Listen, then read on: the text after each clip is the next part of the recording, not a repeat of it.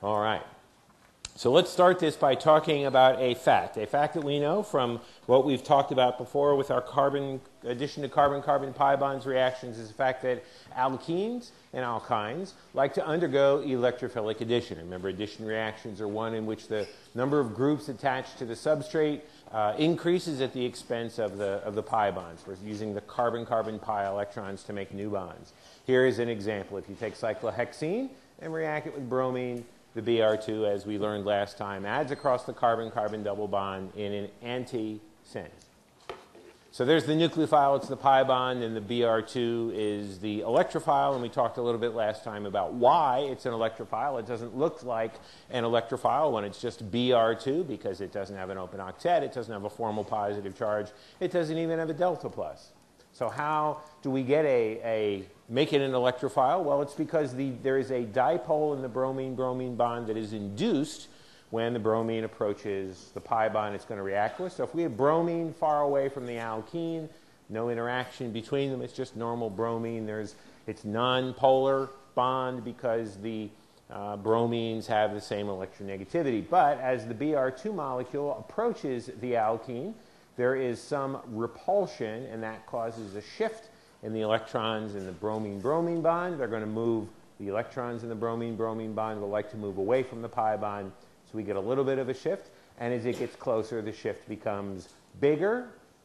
And then when it gets close enough within bonding range, the nucleophilic pi bond can then attack the now electrophilic bromine. All right, so important thought to keep in mind. Now, the question we want to ask here, benzene also has pi bonds in it. We can think if we draw one of the Kekulé resonance contributors for benzene, we can think of it having 3 pi bonds. So there's the Kekulé, one of the Kekulé structures for benzene, there's bromine, and we add bromine in this sense in a trans way across the alkene. And in fact, if we put in enough Br2, we can imagine Br2 reacting with all of the alkenes. So that's a what-if question. Does that happen? Well, as it turns out, that's not what happens. If I take benzene and add bromine to it, they just sit there and look at each other. If I take cyclohexene and add bromine, the reaction occurs as quickly as I can mix things, but not in the benzene case. They don't do anything. They just look at each other. Well, what's going on? What is so special about benzene? Well, first question we might ask is, since this is an electrophilic addition of bromine, we've identified the Br2 as an electrophile, does that mean maybe benzene's not a nucleophile? Well, no, benzene clearly has pi electrons in it. It has 6 of them. Cyclohexene only has 2, so that doesn't look like the problem. Benzene has pi electrons. Is maybe the energy of activation for this step then too large? Well, we can think about that, how fast the step occurs, by thinking a little bit about the stability of what is made in that step, which would be a carbocation. And this is a really nice-looking carbocation. It's secondary, but it has 3 resonance contributors. And what do we know about stability of carbocations? When you increase the number of resonance contributors, increases stability. So this should be a pretty easy carbocation to make, we would think. So that looks okay. It's probably okay, but there's something else going on. In what other way is benzene different from an alkene? And that is aromaticity. Benzene itself, and we're not talking about it smells nice, and benzene kind of smells nice if you're into smelling carcinogens. It's kind of sweet, but you don't want to smell a lot of it. This was actually one of the first recognized carcinogens. But benzene itself is aromatic, and this carbocation, all 3 resonance contributors together, is not aromatic. It no longer has a closed loop of p orbitals that's interrupted by the sp3 carbon where the bromine is bonded. So for this process to occur, it occurs at the expense of aromaticity. Remember, aromaticity in the case of benzene is worth about 36 kilocalories per mole. So that represents an additional energy price that has to be paid to achieve the transition state that leads to this carbocation. 36 kilocalories is a big number. So that is an extra price that has to be paid. So how do we get around this issue? Now, we'd like to get around this issue because, as we're going to see, the kinds of reactions that come out of this actually are useful, especially on an industrial scale. Not biologically, as it turns out, but on an industrial scale, electrophilic aromatic substitution is a big deal. How many of you have ever used laundry soap? How many of you have ever used high-octane gasoline? If you do, you depend on electrophilic aromatic substitution. How many of you have ever used a chemical product from industry? You probably depend on electrophilic aromatic substitution. It's a pretty common reaction. All right, so how do we get around this? Well, I can't make benzene less aromatic, but I can make the electrophile more aggressive, more electrophilic, more desperate. Let's think about how to do that. There's our Br2, and we would like one end of the Br2 to become electron poor. Now, it's somewhat electron poor when it approaches the pi bond and the dipole is induced. But that's not a real big delta plus, and it's not permanent either. So making it big and making it permanent may help us. So what we're going to do is take electron density away from that bromine, hence the curved arrow that starts at the bromine and points to something else. So I need that bromine, if this is electron rich because we're using lone pairs, I need it to react with something which is electron poor, something which can accept that electron pair. Now there's all sorts of things you could think about that might do this. But it turns out there's a group of things that are practical, and one of them is FeBr3. It's a Lewis acid. There's a lot of Lewis acids we could think of, but FeBr3 turns out to be one of the most efficient ones for doing this with Br2. So we're going to make a bond between the bromine and the iron, and that gives us this beast, Br, FeBr3, with now these formal charges. We took iron was neutral to begin with. We gave it electrons. This bromine was neutral to begin with. We took electrons away. So what does this do? Well, this makes the Br on the end now have a permanent delta plus. In other words, as long as this molecule is assembled this way, not just free Br2, but as long as the FeBr3 is attached, there's always a delta plus on the end because the bromine that's next door has a full positive charge. That makes it more electron demanding than a normal neutral bromine. On top of that, because this is Br with a positive charge, that makes it better than Br neutral or Br negative in terms of leaving group. When you break apart this Br2, you have Br going from Br neutral to Br negative. Br minus is a moderate leaving group. Here, when this breaks apart, if you break that bromine-bromine bond and give the electrons to that bromine, it starts positive, becomes neutral. That's good.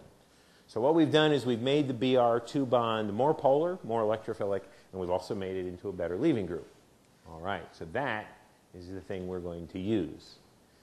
Now, so now we're going to modify our reaction. What happens if I take benzene, instead of just bromine, which gave us no reaction, we're now going to add the FeBr3, see what happens. Sure enough, if you put in the FeBr3, a reaction does occur. Let's figure out what it is. So there's the first step. We just drew that one. And now what happens when this complex, this electrophile, attacks the benzene ring? Well, there's the pi bond attacking one Br, and then the Br with a positive charge is going to leave as our leaving group. We said it's better than just Br minus by itself. That gives us the carbocation we talked about before. And it turns out this guy now is sufficiently electrophilic to overcome the aromaticity of benzene. It is this Br2 FeBr3 complex is a much more powerful electrophile. So benzene says, okay, uncle, you can attack me. Now the combination of these of this carbocation with its resonance contributors, we call this an arenium. That's a name you'll hear tossed around when we talk about electrophilic aromatic substitution. It comes from the old name for aromatic molecules, arene, A-R-E-N-E. So this is the ion that comes from that. And we can draw the resonance hybrid, of course, which distributes the charge over those carbons. And we're going to see in a little while why that pattern is kind of important.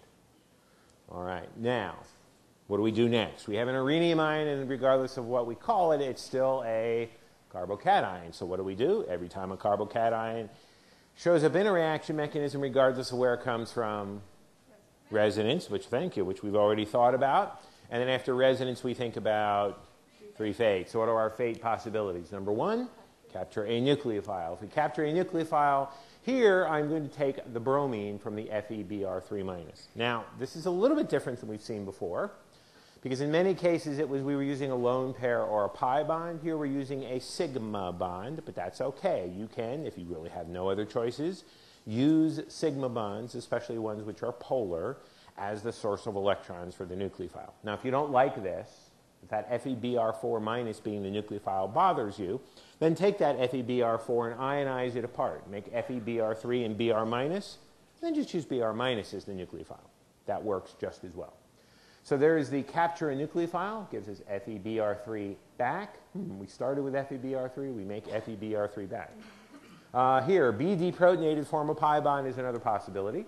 And because it is a carbocation that's being deprotonated, a weak base is adequate. As a matter of fact, we can get away with among the weakest of bases to deprotonate this carbocation. We'll talk in a second why that is. So here's our deprotonation. Again, we're going to use the iron-bromine bond as the source of electrons to take the hydrogen away. And just like all other carbocation deprotonating cases, the pair of electrons which were the CH bond fold down and become the pi bond. We get HBr and FeBr3 back. Now, we can also talk about rearrangement. And I encourage you to think about that. Feel free to rearrange this carbocation. As a matter of fact, you may want to shift this hydrogen down, shift it from the 2 o'clock to the 4 o'clock position, because that puts the positive charge next to the bromine. And as we've talked about before, that provides a little bit more stabilization because of the bromine lone pairs. But as it turns out, if you do that, include that step in your mechanism, it doesn't change the products. So whether or not it's actually occurring is kind of a moot point. It's invisible, if you will. It's like, is it raining outside right now? Are you sure? Does it matter? No, it's not going to influence the outcome of our lecture today unless the roof collapses or something. So it's invisible. What's happening, it's not happening, it doesn't. I mean, it might be sunny and 90 degrees outside, right? There's probably, you know, dancing girls and dancing guys or whatever you're into out there, you know. People out there with Mai Tais and, oh, that's right, you're not old enough. You don't know what a Mai Tai is, right? All right, never mind. But the point is, it doesn't change the overall reaction product, so you can write it if you'd like, but it doesn't influence the mechanism. So these are the ones we're going to focus on. Which one of these two is operating? Now, normally when it comes to carbocation fates, we say that carbocations are desperate and not fussy, which means that everything is happening. There's competition between everything. There's usually not great selectivity for one. That, by the way, is also what we call the reactivity-selectivity principle. It says the more reactive something is, the less selective it tends to be. So normally we would say, well, any of these ones can be happening. But in this particular case, one of these three carbocation fates, capture a nucleophile, B-deprotonated rearrangement, has a significant thermodynamic advantage over the other two. And what do you think that is? Well, this guy, we go from carbocation to neutral molecule, we get rid of positive charges, and that's good. But we do the same thing in the second step, except in the second case here, in the B-deprotonated case, we also get aromaticity back. Now, if you're a molecule that used to be aromatic, wouldn't you like to have your aromaticity back? Right? Aromaticity is like resonance, but on steroids. Remember what we used to say about resonance? If you're a molecule and you have resonance, you'd like to keep it. If not, you'd like to get it, because resonance is like money. Right? How many of you have money? Nobody? You have money? Good. Can I have it? No, of course not, because you want to keep it. Right? How many of you don't have money? Who wants it? Oh, no, wait a minute. If you don't have money, you can't put up your hand now and say, I want it. That's just being greedy, right? And you want the money because it makes you happy. Same thing with molecules and resonance. If they don't have resonance, they'd like to get it. If they have it, they'd like to keep it. And you can think of aromaticity as super resonance. So here we're talking about $20 bills. Aromaticity is like $1,000 bills. And if you don't want a $1,000 bill, well, I don't know what to say. All right, so this one definitely favored, because not only does it get rid of the positive charge, but in fact the aromaticity is restored. So that's our carbocation fate that we're going to pick here. Now, we have overall mechanism we can put together. Start by, there's our overall reaction. We've replaced one of the hydrogens with the bromine. So the bromine came in as part of the electrophile, and then the hydrogen went away in that last step in the deprotonation. We call this process electrophilic aromatic substitution, frequently abbreviated EAS, because an electrophile, in this case the Br2 FeBr3 process, is causing a substitution, converting hydrogen into bromine, on an aromatic ring, electrophilic aromatic substitution. The overall mechanism we've just worked out is make the Br2 FeBr3 complex. That complex attacks the aromatic ring, or the aromatic ring attacks the complex, or they go to war mutually, whatever you'd like to think. There's no particular aggressor here. The curved arrow doesn't say, I attack you. It just says they interact. It's not like the it's not like the Br2 FeBr3 is going, wow, what did I do when the benzene comes along and attacks it? It doesn't work that way. So they're equally guilty. So that makes the ireniamine, and then it's a carbocation, so we talk about fates in this particular case, deprotonation, because it restores aromaticity. So that's our overall reaction. Now, let's talk a little bit about kinetics, because we know kinetics are useful when we're trying to figure out how changing variables within the reaction might influence it. So it is a 1, 2, 3-step reaction, so we need to know about the rate determining step. Well, I'm here to tell you that in electrophilic aromatic substitution, we're going to see a bunch of different kinds of electrophilic aromatic substitution, but they're all going to follow this general pattern. Make electrophile, electrophile makes ireniamine, ireniamine gets deprotonated. And in general, making the electrophile will not be rate determining. So we're just going to take that as an empirical observation, as a fact. So we're left to compare between the two of these steps. In the first step, we make a carbocation, and in the second step, we get rid of a carbocation. In the first step, we lose aromaticity. In the second step, we restore aromaticity. Which would you rather do? Be converted to a carbocation and sacrifice your aromaticity, or get rid of your carbocation and get aromaticity? In other words, which one of these two steps is slower? This step, middle step, second step, or third step? Second step, for two reasons. A, we're making a carbocation, and B, we're losing aromaticity. The second one's probably the bigger reason, but they're both still important reasons. This is case number 4, where we've seen in this course where the mechanism step in which a carbocation is formed is rate determining. We saw it in SM1, we saw it in E1, we saw it in addition to carbon-carbon pi bonds when a carbocation is involved, and now here is the fourth one. So we're 4 for O, or O for 4, or however you'd like to think about it in terms of that. As a matter of fact, it's a good general rule that in a mechanism where carbocation formation occurs, chances are it's rate determining. All right, so that is our rate determining step. That means when we talk about rates of this reaction, we're going to look at the nucleophile, that's the benzene ring. We're going to look at how stable the ireniamine is. And you can also talk about the nature of the electrophile, but it turns out that's a little difficult to do because we're going to talk about electrophiles that are so different in their structure. It's kind of hard to say what their effect might be. But these, we can definitely, the nucleophilicity of the benzene ring and the ireniamine stability, which, by the way, are intimately related to each other, we can certainly talk about those. Now, we've talked about the benzene case. Benzene itself, brominating it with Br2 and FeBr3. That replaces a hydrogen with a bromine. Well, okay, that's kind of boring. I mean, for an organic reaction, it's kind of boring. So you can put that in whatever category of boring you like.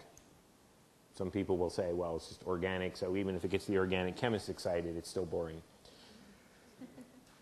But this is uninteresting, really, because, well, there's only one case where you have benzene. And the vast majority of the time, when we look at a benzene ring, there's stuff attached to it. So does that change what's going on? Does that add a level of complexity? And the answer is yes, but not too bad. Only one product is possible. Even though there's 6 hydrogens on benzene, replacing any one of those 6 hydrogens leads to the same product, C6H5Br, benzene ring with a bromine on it. What happens, for example, if we talk about toluene? Remember toluene? This is the stuff that the glue sniffers like. It's benzene with a methyl on it. It still has a benzene ring, so it can still undergo electrophilic aromatic substitution. So if I take toluene and react it with Br2 and FeBr3, there's essentially 2 questions we want to ask here. Where does the bromine go, and how quickly does it go there relative to benzene? So here are the possibilities. In toluene, there are 2 hydrogens that are immediately next door to the methyl group. So those are equivalent. Replacing either one of those gives us a product in which the bromine's next to the methyl. And we call this 2-bromotoluene. That's carbon number 1. That's carbon number 2. It's also called ortho-bromotoluene. Ortho means the 2 groups are next to each other on the benzene ring. Or I have the 2 hydrogens which are at the 4 o'clock and the 8 o'clock positions. Those are equivalent to each other. So if I replace either one of those, I get a different product, 3-bromotoluene, also called meta-bromotoluene. And finally, I've got 1 hydrogen on the opposite side of the ring from the methyl. If I replace that guy, I get 4-bromotoluene, also called para-bromotoluene. All right, so there's three products. Which one of these is major? Well, we can make our stability argument that we've made before, but it doesn't work very well in this case because there's not a huge obvious difference in stability between these guys. So let's look at mechanism, look at the kind of things that might influence that. There's three things, if you sit down and think about this, that might kind of influence this. One is simply probability. If you look at the toluene molecule, there are two ortho positions that I have labeled here as O. There are two meta positions that I have labeled as M, and one para position that I have labeled as P. Now, if we assume that the only factor that matters is simply probability, in other words, there's an equal probability that the electrophile can bang into any one of those 5 carbons, then the product distribution would be controlled by how many positions of each type there are. And I'm not talking about the 6th position up here, because if I add the electrophile to where the carbon, to where the methyl is, then I don't have a hydrogen to take away to restore aromaticity. So while that attack is occurring, it's not productive. We usually ignore it. All right, so what our product ratio conclusion from this would be, let's see, 2 to 2 to 1. In other words, we get more ortho or meta than para. So that's one prediction, but it's not the only prediction. Let's look at something else. What about steric hindrance?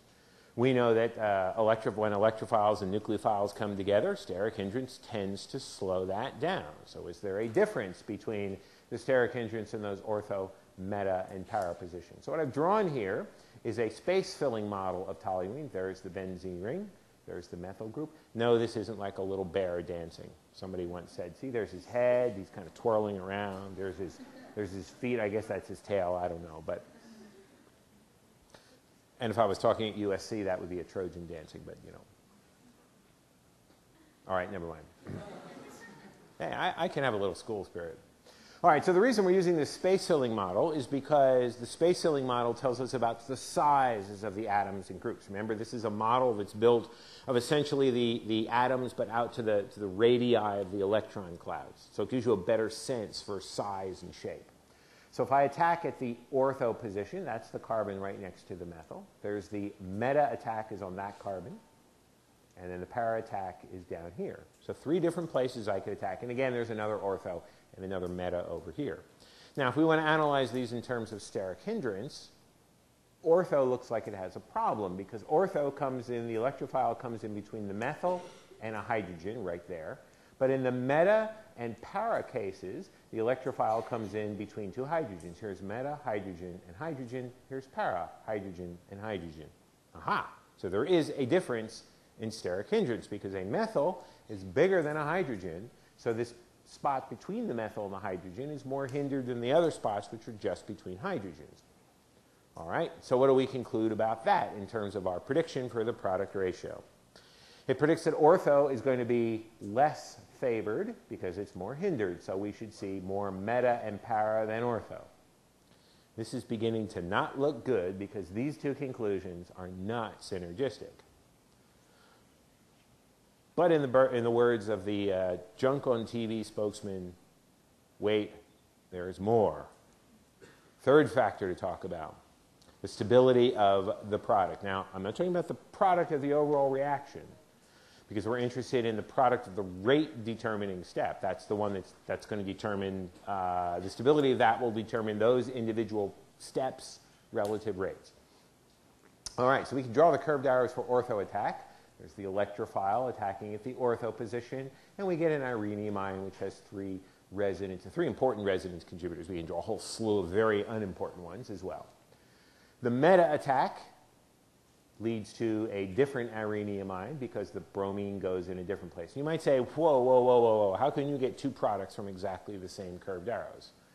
Here we have exactly the same curved arrows. I have the curved arrow coming from the middle of the pi bond to the bromine. It is true that those are exactly the same curved arrows. As a matter of fact, when I generated this graphic, I simply took this, copied it down here, and changed what the irenium ion is.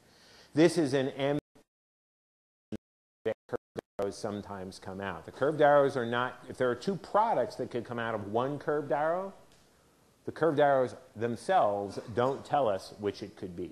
So that's why we can draw these 2 things. All right, so that's meta attack. And oh, by the way, if there's a typo in the think book at one place, I think it's an OWL solution that calls this meat attack instead of meta attack. So it's actually one of my favorites, but no, electrophiles are not carnivores. So. All right, so para attack, we're going to draw it down here, and there's the arenium ion with its 3 resonance contributors that comes from a para attack. So now we have 3 arenium ions, all of which have 3 equally significant, or so it would appear in its surface, resonance contributors. All of these have exactly the same issue. They all have 1 carbon with an open octet. So does that mean they're all of equal stability? And the answer is not quite, because there's another rule about resonance contributor stability that we should now probably makes common sense to us, even though we haven't really talked about it directly, and that is carbocation stability. We didn't talk about it back in 14C. Remember way back in the beginning in 14C when we talked about resonance and we said here are all the preference contributor rules. We didn't talk about the carbocation resonance contributor preference rule because we didn't know about carbocations then, but now we do. And the common sense rule is that, well, the more stable the carbocation is that's in that particular resonance contributor, the more that contributor contributes. It's just a stability issue. So let's look at that. All of these carbocations of course, have resonance, but they do have a difference. This guy, first of all, the first one in the ortho case is secondary. That's secondary. That one's tertiary because it's next to the methyl group. In meta attack, secondary, secondary, secondary. Aha, there's a difference. In para attack, secondary, tertiary, secondary.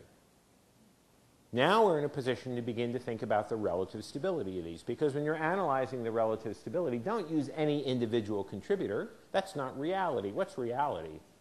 Reality is the hybrid. The hybrid in the ortho case is 2 parts secondary, 1 part tertiary. The reality in the hybrid in the meta attack, the meta case, is all secondary. And in the para case, it's 2/3 secondary and 1/3 tertiary. Having that delta plus on the tertiary carbon is a little bit better than having it on the secondary carbons. In other words, this tertiary and this tertiary resonance contributors make the para-arenium ion and the ortho-arenium ion more stable than the meta case, simply because the carbocations are more stable. So, conclusion, para and ortho favored over meta. How many of you have ever been in the circumstance where you study something and you learn a little bit more about it and you learn a little bit more about it and you're going, cool, this should all make sense. And all the facts that you learn just don't work together. Really? None of you have ever had that? None of you have taken like quantum mechanics or, no? Physics? Politics? All right, so here's the problem. We have three ways we've approached this problem, which lead to 3 different conclusions. Based on purely the number of positions, we said ortho and meta should beat para. Based on purely steric effects, meta and para should be more than ortho. Based on arenium ion, ortho and para should be more than meta. This doesn't work at all. So how do we pick which one? Well, there's a couple of ways you could do this. Number one, you could say, well, what's always been our guiding principle? When we have a whole bunch of things that are competing, the one that often tends to win is resonance, right?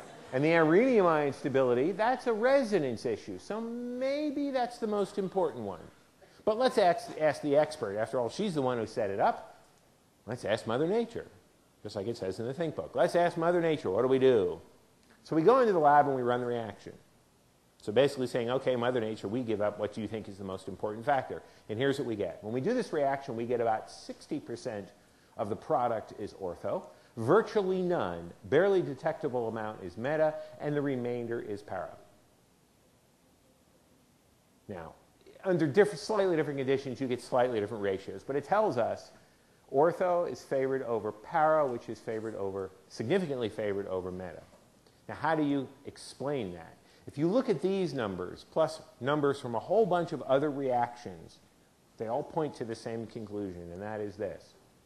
The arenium ion stability carries the greatest amount of weight. So here we get ortho and para as the major products because the ortho and para arenium ion was more stable than the one that came from meta attack. But the number of positions carries some weight as well. That's why we have more ortho product than para, because there are 2 ortho positions and only 1 para position. And then what's left over is steric effects. Now, this balance between these factors, irenium ion stability rarely gets beaten. I know of no examples that you simply can't, you can't begin to lay your explanation on irenium ion stability. But between the number of positions and steric effects, that's a very fine balance. It doesn't take a whole lot in steric effects to reverse this, so that steric effects become more important than number of positions. The point at which that happens is kind of a judgment call. It's no point where we can say, oh, well, this group definitely will give you more ortho than para, but this one will definitely give you more para than ortho. It's a very gray area. So you kind of have to look at it on a case-by-case basis and say, here's what my judgment is.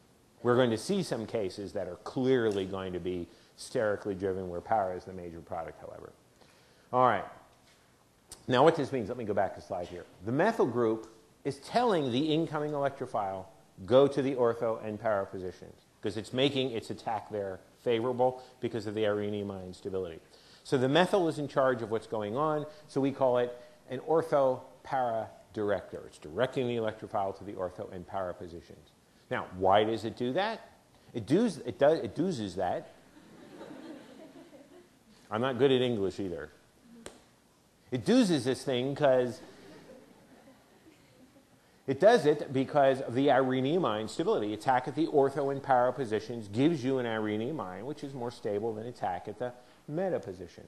So, and this happens because the methyl stabilizes the adjacent carbocation. It does that because it's an electron donor. So attack at the ortho and para positions is favored because it puts the positive charge, the open octet, next to the group that can stabilize it best.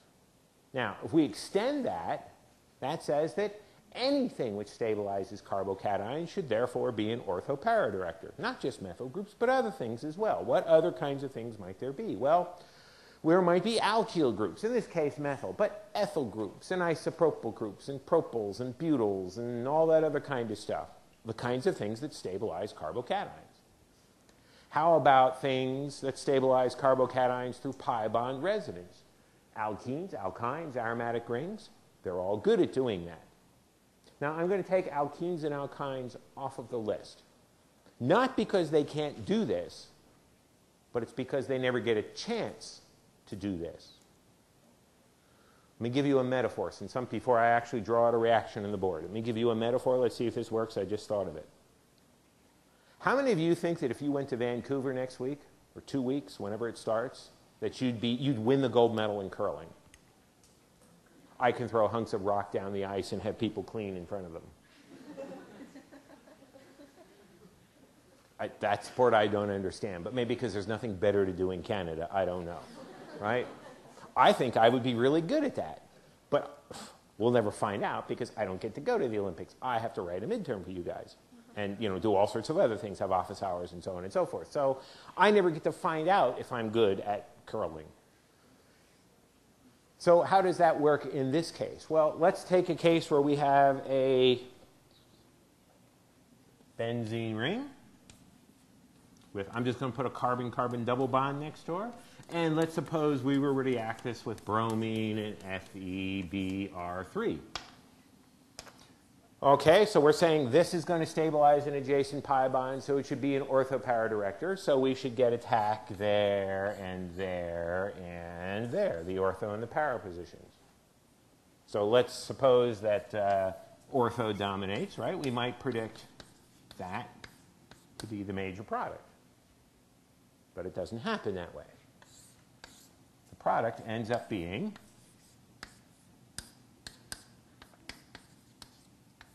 this. The bromine adds to the alkene before it attacks the benzene ring. Why is that? Well, how much energy does it cost to disrupt aromaticity and make this? How much less energy does it cost to disrupt just an alkene? So this product comes without the disruption of aromaticity. So this happens first. And then if there's enough Br2 and FeBr3 left over, then you can start doing electrophilic aromatic substitution. But at that point, the pi bond is gone. So we can't really talk about alkenes and alkynes in terms of their directing effect because they get destroyed by the electrophile before the electrophile has an opportunity to do electrophilic aromatic substitution. So we'll scratch those off of the list. Things with lone pairs we know are also good at stabilizing carbocations. Oxygens, if there's an oxygen directly bonded to the ring either as an OH or an ether group, or it could even be an ester group if the R is a carbonyl, as long as the oxygen with the lone pair is directly bonded to the ring. Nitrogens with lone pairs directly bonded to the benzene ring. Halogens have lone pairs directly on the atom directly bonded to the ring. All of these things would work by stabilizing the carbocation through resonance. Now you might say, wait a minute, carbocations wouldn't like to have these groups next door, especially fluorine and nitrogen and oxygen, because those are highly electron withdrawing through their high electronegativity. That is true. But that's an inductive effect.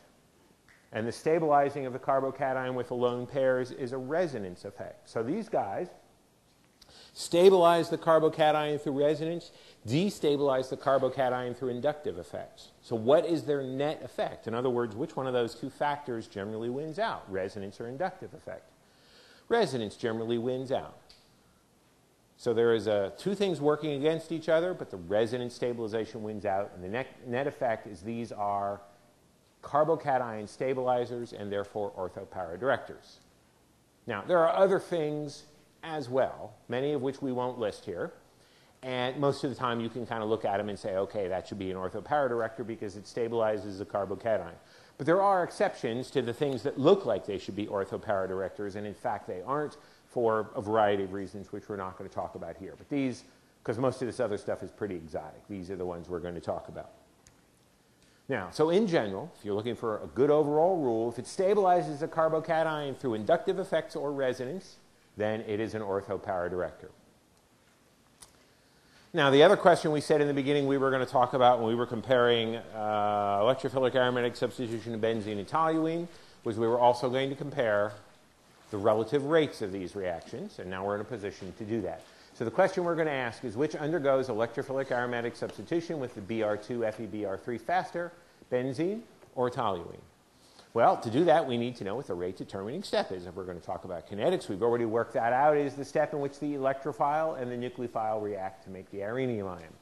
So in both of these cases, benzene plus Br2 FeBr3 and toluene plus Br2 FeBr3, the electrophile is the same. So we're looking to make a comparison. That's not a difference. We're not going to worry about it. What is different is the nucleophile, the benzene ring. And the difference between the two of them is the presence of a methyl or the absence of that methyl. So what does the methyl do? Methyl's electron donating group. We know that because it stabilizes carbocations. We also know that because it's an orthoparadirector.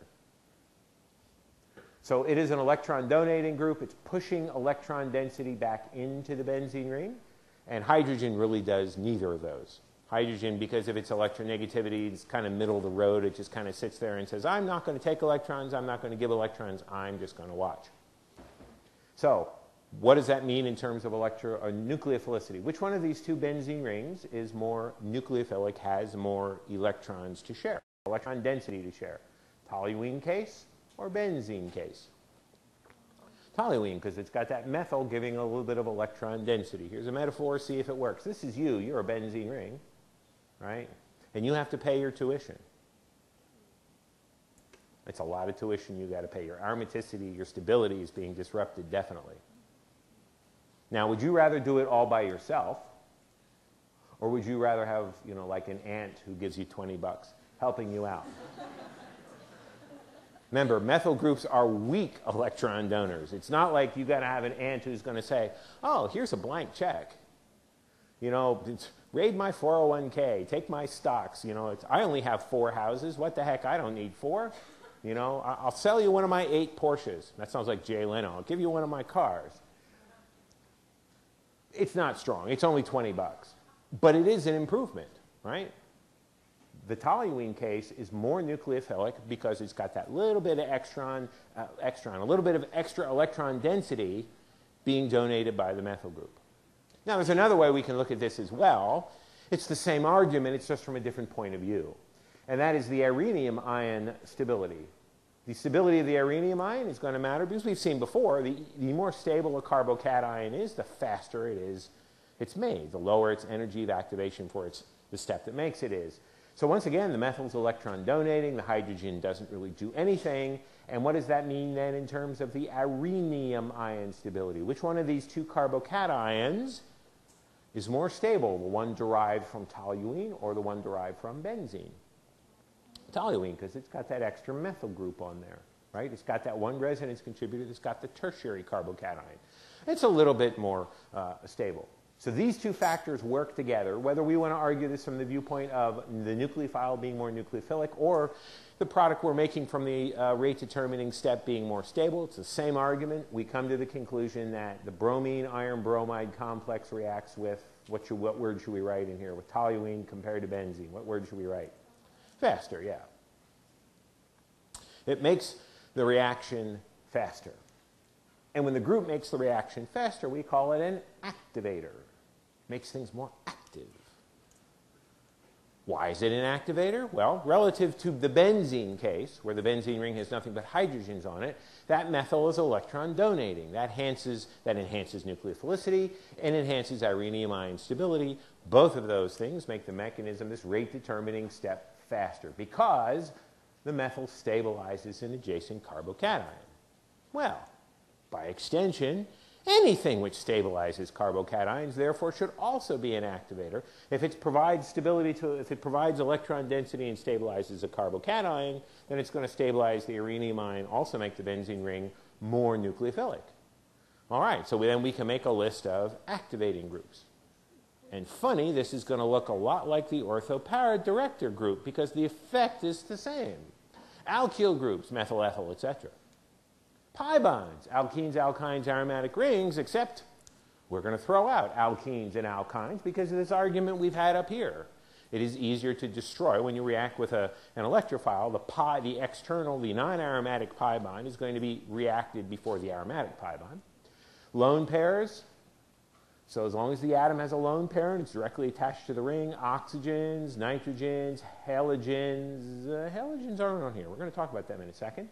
And again, electron donation outweighs electron withdrawing. The resonance outweighs inductive effects. Now, also, the more stronger, I almost said, man, I must need coffee. The more stronger the electron donor is, the more powerful of an activator it is. So the more carbocation stability it provides, or the more electron density it provides to the benzene ring, the more powerful it is at doing what it needs to do. Now, you'll notice I didn't include halogens. And that is because we have to ask the question, is it true that all ortho-para directors are also activators? It seems like the same things influence them, and on the surface that's true. But there's more to it than just electron donation. There's a whole slew of other subtleties, which we're not going to get into here, other than to say that sometimes those subtleties mess things up a little bit. This is one of those times when you go, oh, okay, I get it. A, therefore B, Mother Nature says, not quite. I'm going to make things more interesting by making them more complicated. But it's not all that complicated, because the exception to the ortho-para directors are activators are the halogens. It turns out simply to be a balance of their ability to donate electrons through resonance and to accept electrons through the inductive effect, as well as the nature of the transition states involved. If you want to know more, come and ask. But needless to say, these guys turn out to be still ortho-para directors, but they don't make the reaction faster. The net effect is that these guys are still ortho-para directors, but they are deactivators, meaning the presence of a halogen can go slower than if it was just a hydrogen. So here's a way to think about that. Here's an example. If I have benzene ring with OCH3, this molecule is called anisole, and I do this reaction, of course I get ortho and para, because I have an oxygen with a lone pair next to the benzene ring. That's an ortho-para director. It's good at stabilizing carbocations. That reaction, because the OCH3 is an activator, this reaction, benzene OCH3, EAS, faster than in the presence of just a hydrogen. So in other words, we call it an activator. On the other hand, if I have fluorine here, I still get ortho and para. Fluorine on, I'm putting bromine on. But it ends up being a deactivator, partly because fluorine is so electronegative. It still stabilizes the carbocation through resonance, but it's a deactivator. And so the reaction, the electrophilic aromatic substitution reaction of fluorobenzene is slower than benzene itself. So it's a deactivator. Now, I'm going to leave you with a thought here. Whoops. And that is is to do the following. Let's talk about a nitro group.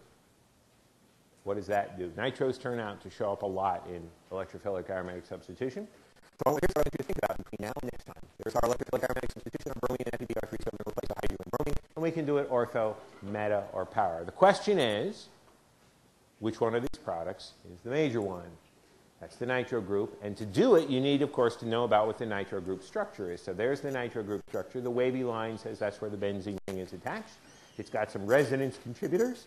So your job for next time is to think about what's the directing effect of that nitro group, as well as is it an activator or deactivator. And that's what we're going to pick up on Monday. Have a good weekend.